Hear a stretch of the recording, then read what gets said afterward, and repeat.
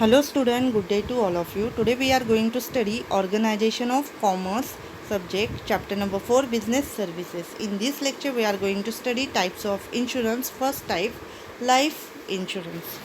So life insurance is a contract between insurer and insured. हा कोणामध्ये contract असणार आहे? Insurer and insured. Insurer means insurance company and insured means the individual person, whereby the insurer agrees to compensate the insured a certain sum on the expiry of a certain period or on death, whichever is earlier for a consideration. So here individual person make a contract with a insurance company, and insurance company or insurer agrees to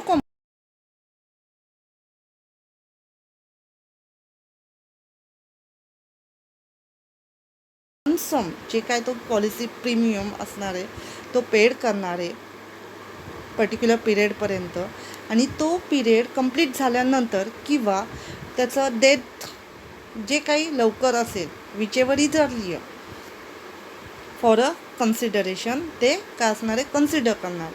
period अगोदर complete होतो आहे का त्याचं death होतं आहे, याच्यामधलं दोघांमधलं जे काही लवकर होईल त्याला ते काय करणार आहे? कॉम्पन्सेट करणार आहे.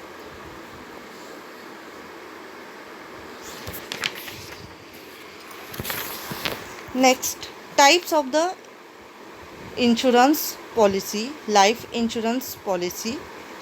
First one, whole life policy. Under this policy, whole life of a person is insured. म्हणजे जेव्हा स्टार्ट करणार आहे तो policy up to his death जे काय असेल किंवा मॅच्युअर्ड होईल पॉलिसी तोपर्यंत. The insured cannot receive money from insurance company till he is alive. The rate of premium is normally low. ह्याचे रेट जे असणार आहेत प्रीमियम जे पेड करणारे मंथली असेल 6 मंथली असेल त्याचं काय असणार आहे? रेट लो असणार. आणि जोपर्यंत तो जिवंत आहे, अलाइव्ह आहे, तोपर्यंत त्याला ते पैसे मिळणार नाही. The money becomes payable on the death of insured person. जो इन्शुअर्ड पर्सन आहे, इंडिव्हिज्युअल पर्सनची जी लाईफ इन्शुरन्स पॉलिसी काढलेली आहे त्याला कधी मिळणार पैसे? त्याच्या डेथनंतर. म्हणजे कोणाला मिळणार? जो नॉमिनी असेल तो. Nominee or the legal heir of the deceased policy holder. For example family असेल, सन असेल, डॉटर असेल, जो कोणी असेल nominee. Second one, endowment insurance policy. Insurance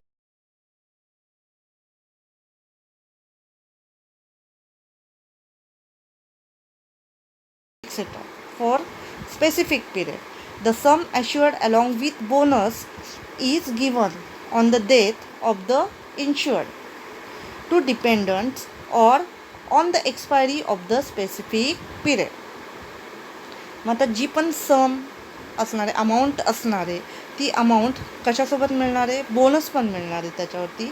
given on the death, म्हणजे जर त्याचं डेथ झालं, इन्शुअर्ड पर्सन असणार आहे, इंडिव्हिज्युअल पर्सन जो इन्शुअर्ड असेल त्याच्या डेथनंतर मिळणारे नॉमिनीजला जे पण डिपेंडंट्स असतील फॅमिली मेंबर्स त्यांना, किंवा for on the expiry of the specific period, तो स्पेसिफिक पिरियड कंप्लीट झाल्यानंतर त्याला मिळणार आहे.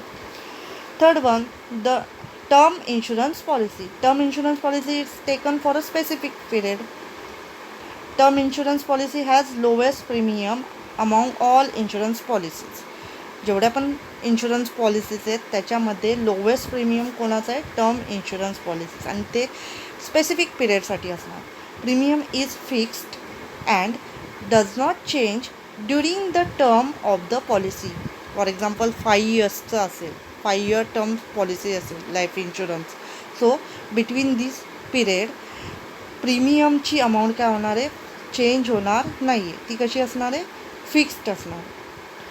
In case of untimely death the dependents will receive the benefit amount specified in the term life insurance agreement.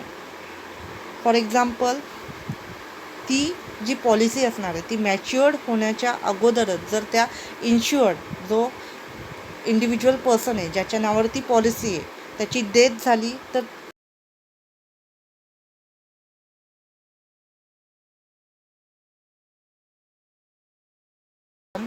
annuity policy. The insured has to pay the premium in lump sum or in installments over a certain period of time. So here individual person or insured person have to pay premium in lump sum or installment, म्हणजे थोडी amount थोडी करून तो काय करणार, paid करणार. जो पण टाईम असणार आहे, पिरियड असणार आहे त्या पॉलिसीचा, त्या पॉलिसीच्या पिरियडमध्ये तो कसा पेड करणार, lump sum or in installments. The insured will receive back a specific sum periodically from specified date onwards, either for life or for a fixed number of years. It is like pension payment scheme. म्हणजे अगोदरच तो काय करणार, फ्युचरसाठी काय करणार, तो अगोदरच इन्स्टॉलमेंट्समध्ये ते प्रीमियम्स पेड करणार आणि ते प्रीमियम्स पेड केल्यानंतर जेव्हा ते कंप्लीट होणार आहे तो पिरियड, त्या पिरियडनंतर त्याला काय होणार आहे, त्याला ती अमाऊंट पिरियॉडिकली मिळेल, जसं पेन्शनचे मिळतात तसं. Next one, money back policy. Money back policy provides a regular percentage of the sum assured during the life time of the policy and also guarantees the benefit of full sum assured in the event of the death of the insured to the dependents of the insured. जे regular percentage जे असणार आहेत त्या समचे, जी पण त्यांनी paid केलेली इन्स्टॉलमेंट्समध्ये premiums जे paid केलेले आहेत त्याचं पर्टिक्युलर पर्सेंटेज त्याला त्या लाईफ टाईममध्ये मिळणार आहे. त्या पॉलिसीच्या लाईफ टाईममध्ये 10 इयरची पॉलिसी असेल त्या पर्टिक्युलर पिरियडमध्ये मिळेल. आणि गॅरंटी काय मिळणार आहे, डेथ झाली असेल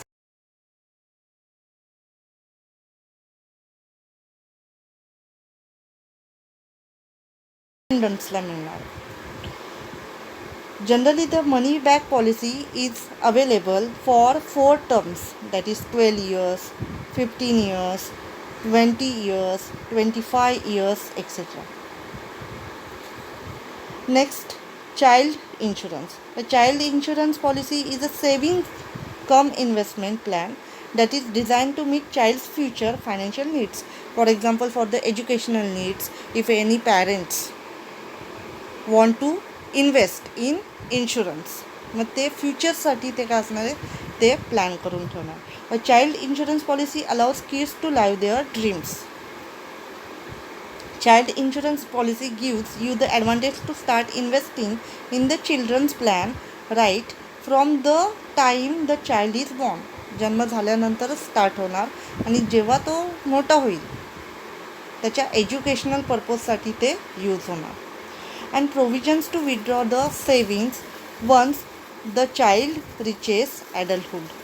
सम child insurance policies allow intermediate withdrawals at certain intervals. मग काही पॉलिसीजमध्ये मध्ये पण विथड्रॉ करू शकतो, पण काही पॉलिसीजमध्ये जेव्हा तो ॲडल्ट होईल आणि त्याच्या हायर एज्युकेशनसाठी किंवा फर्दर एज्युकेशनसाठी ते काय ते सगळे सम्स मिळणार आहेत. Next, retirement plans.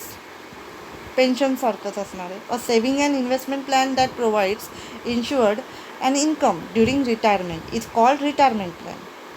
अगोदरच त्यांनी काय करणार आहे, त्याच्यासाठी प्रोव्हिजन केलेली असणार आहे प्रीमियम पेड करून त्या इंडिव्हिज्युअल पर्सन इन्शुअर्ड जो असणार आहे, आणि त्याचंच त्याला बेनिफिट कधी मिळणार आहे, रिटायरमेंटनंतर.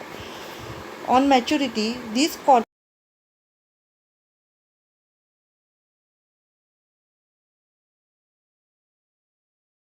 मिळणार आहे, ॲन्युटी व्हॅल्यू मिळणार आहे. तसंच त्याला काय रिटायरमेंट नंतर पण हे काय ही अमाऊंट मिळणार आहे. Next, ULIP policy. ULIP stands for Unit Linked Insurance Policies. ULIP policies are very popular as they combine the benefits of life insurance policies with mutual funds. म्हणजे इथे दोघांचं कॉम्बिनेशन असणार आहे, लाईफ इन्शुरन्स पॉलिसी आणि mutual फंडचं combination इथे असणार आहे, म्हणून त्याला काय म्हणतात, ULIP policies. So today we studied life insurance policy, meaning types of life insurance policy. In the next lecture we are going to study marine insurance policy. Till then, thank you.